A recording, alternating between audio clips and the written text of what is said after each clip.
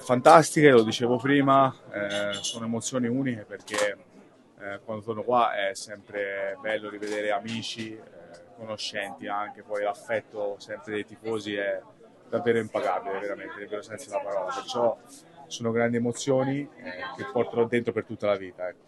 Bene, sono sincero, vedo un Palermo forte, un Palermo che spero possa dire la sua alla lunga. Insomma, non voglio dire così, voglio dire il mio desiderio, ecco, è che il Palermo possa ritornare in Serie A subito, il prima possibile. Ha le possibilità per farlo perché la squadra è forte, l'allenatore è preparato, quindi spero sia l'anno buono. Il percorso di crescita c'è stato, ovviamente i tifosi lo so che vogliono vedere subito la squadra a livelli alti, ma c'è sempre un percorso da fare e quello credo che sia stato fatto e ora siamo abbastanza maturi per tornare su. Ecco perché è forte. I portieri ce ne sono tre di altissimo livello, tutte e tre. E al momento sta parlando Iorone, ne sta facendo pure molto bene, perciò credo che l'allenatore anche ora stanno venendo da due infortuni gli altri, perciò non credo che ci sia uno stravolgimento, però insomma tutti possono giocare e tutti possono fare benissimo.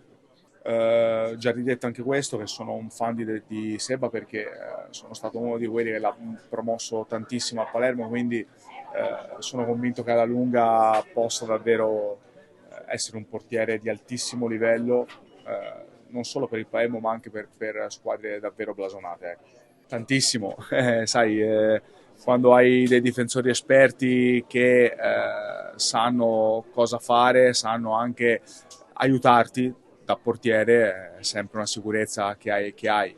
Quindi più persone esperte ci sono, più ti puoi confrontare. Insomma, i giovani ovviamente fanno sempre comodo perché portano entusiasmo, portano forza, portano linfa nuova, però avere un difensore centrale come Bani, insomma, ti dà tantissimo. Ottimo giocatore, anche lui sarà sicuramente un giocatore di grande prospettiva, ma chiunque in questo Palermo è stato costruito veramente bene e penso che alla lunga davvero possa toglierci davvero tantissime soddisfazioni.